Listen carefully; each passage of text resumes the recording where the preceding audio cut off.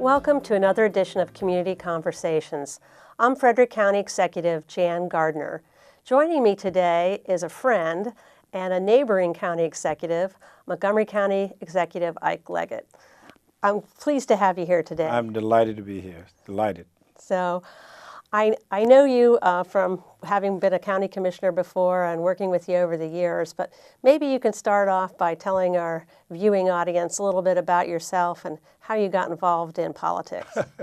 Well, believe it or not, I'm not originally from Montgomery County. I'm from the South, from Louisiana, grew up in what I call abject poverty, one of 13 kids.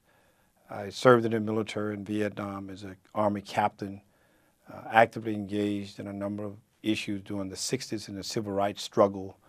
I had a chance to meet people like Dr. King and others as a student leader. But I had this calling for the military, and I served in the military as an Army captain, infantry officer in Vietnam. I decided to get out and decided to go to law school and was engaged in a number of things in and around the academic community. So I've taught law school. Ultimately came back to teach law school at Howard University and served as assistant dean, the associate dean of the law school there for many years.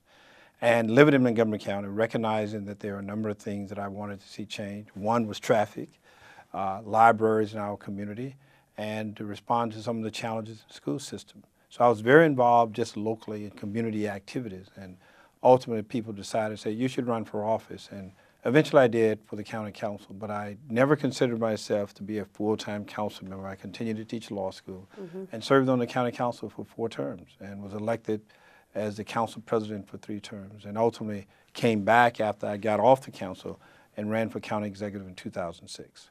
Okay, so you are in your 3rd term now as That's county correct. executive. Do you have a term limit? No, there's not a term limit, but I'm going to impose one. At least my wife has decided to impose one. So She wants to see a little bit more I of think you. so.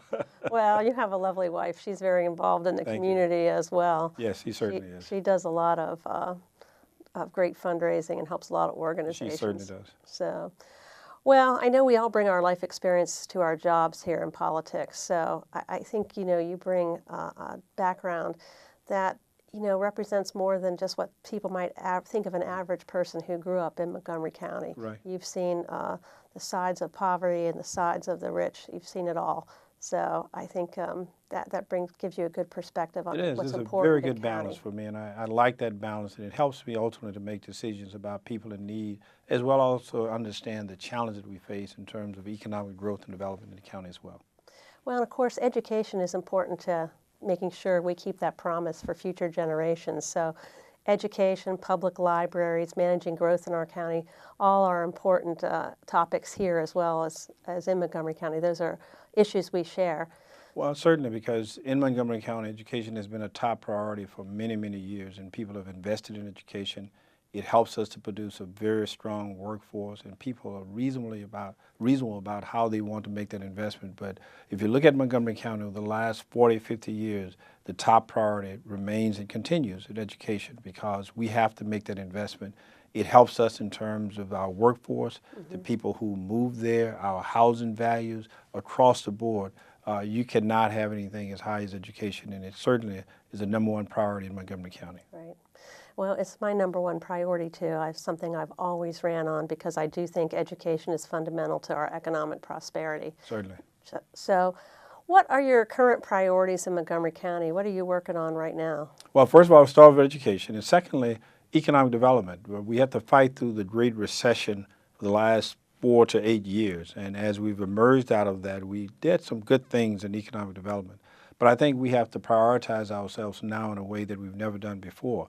And so one of the major tasks that I've announced recently was to change the way we do economic development in Montgomery County, that we will move from the Department of Economic Development to privatize all of our economic development work in a way that brings the business community in much more actively than they've had in the past. So I think this is a good move for us. It would help us to remain competitive. It would get those business voices at our tables, helping us to make certain that Montgomery County is doing all that it can to ensure that we have the job growth that we need and to prioritize education by having the people who are directly involved actively managing it.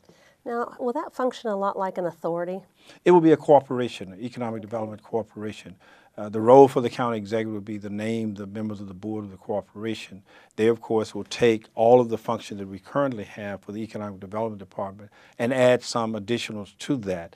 They will hire their own Economic Development Director. Okay. They will have a board of directors. We will provide the monies that we currently provide for the Department of Economic Development, provide that to them, and they will then go out and actively manage the Economic Development Corporation, working on behalf and with the county. We will continue to do stuff in land use, traffic, and those general areas that government traditionally is involved in. But by and large, they will do all of the function that we currently are engaged in economic development. Well, if a business wants to relocate to Montgomery County from, let's say, Virginia. Not from Frederick, right? Yeah, not from Frederick. We'll fight for the whole state here. What would your role be in that, with this new privatized economic development arm? Well, clearly a county executive, and the role of a county executive is always a person who's out front. That's and right. so you have to work with a corporation or department to make sure that you're putting the best foot forward in order to get the people to be interested in the company or corporation or the county in this case. So we will help in that regard. We will also help in terms of making certain that from the standpoint of tax credits, because oftentimes people are looking for a tax incentive, Right. a retention package. We generally will help in that regard as well. Traffic, transportation is a big item, but going back again to the subject we had earlier about education, we want to make certain that we're providing the workforce that they need. And so it's a complete package of things, working with the corporation, the county executive, county council, making sure that all of those things that are ancillary to that decision, either a retention or an attraction to Montgomery County, we're doing all of those things as well. Okay. Well, you know, we obviously have an interest here in job creation and economic development. We just had the formal ribbon cutting for the expansion of AstraZeneca or MedImmune, and of course they're also located in Montgomery County, so we're partners with them. And they, of course, wanted to have some economic development incentives from the city and the county and the state, and so we've worked together to do that. So we'll have to talk a little bit more about how this will work with another independent body. Yeah, in fact, my part of daughter that. works for AstraZeneca. Oh, She's does in the she? Germantown campus. She works for AstraZeneca. And my sister, doctor, works for Kaiser Permanente. So she's Okay. here in Frederick at least 3 or 4 times a week, working in the offices in Frederick as well. So, well, that talks about the unique relationship that you and I can have between Yeah. Montgomery and Frederick County working together on transportation. Oh, yeah. I-270 is certainly a big issue for Frederick County residents. I know it's a big issue for Montgomery County residents. And we seem to have a unique partnership on some of the companies that make up our life science industry. Where they have an office in Montgomery County, a research arm, where a lot of the manufacturing may happen in Frederick County. I mean, AstraZeneca is one of those, but there's others like QIAGEN and what used to be Life Technologies, which is now Thermo Fisher. So there's been a number of companies where we have that partnership. So Not only the transportation, which is so key in 270, but we need to work and continue to work in the future for things that will help our entire region. right. For example, no matter how you look at it, there will be people who may work in Montgomery County and live in Frederick and vice versa. So they would have those transportation challenges as well. And to the degree that we are able to enhance those companies that are here and to attract even more, it will help both sides of the county, Frederick as well as Montgomery County. And I look forward to continue that relationship with you. You've done a good job of starting off thus far, and I'm delighted to see that Frederick has gone to the county executive model, and it one that I think will serve the county very well. And I think that would help us to be much more of a regional player, but we have to work together on those things. We do, and I would like to be a regional player. I think it's time for Frederick County to join that greater metropolitan region in our economic development because we are becoming a growing community, and we need to have more people work and live here. And I know we have great opportunities. Oh, you certainly do, and you've got great assets here, and I think people have recognized that, and I'm so delighted to be working with you and the things that you're doing for the future, and it will serve both counties very well. That's right. So can you talk a little bit about challenges you've had this year in the budget? Well, one of the challenges with county executive and the council model is that there may be differences, and that's appropriate because you represent 2 separate arms of the government. One is the executive function and one is the legislative function. And the council and I have differed, especially in the last couple of years, on some of the budgetary items. We are, at least I'm particularly concerned about maintaining our reserves. Montgomery County has a AAA bond rating for Moody's, Standard & Poor's, as well as Fitch, and I want to make sure that we maintain that. In addition to that, we've had some challenges going back for a number of years that we need to be prepared for as we move forward to ensure that the county is a very, very good position.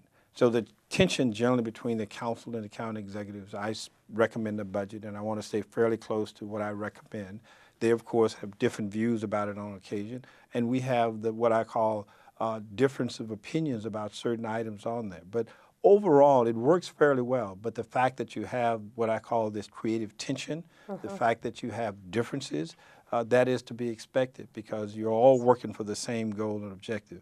But whether you're on the council or the executive branch, we fight for education, for transportation. There may be differences on the margin, but not on the substantive core issues of the county.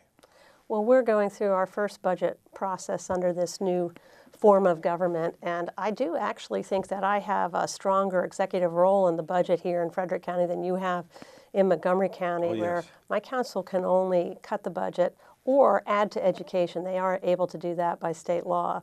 So that sets up a very different dynamic in terms of negotiating on the budget.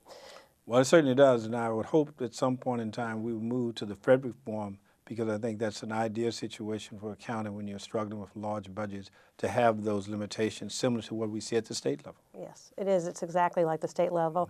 And I think it's more like most of the charter governments in the state. So I think you're a bit unique in terms of how your budget works. Well, you know, when I served on the county council, I thought this was a very good idea. But suddenly when I moved to the county executive, I found that that was not the best idea at all. I wonder what happened between that transition. Sitting on different sides of the table right. matters, doesn't it? So, well, we're finding our way here, and so far it's been going very well. I think my budget will pass with a few minor tweaks, and I think it will go very well.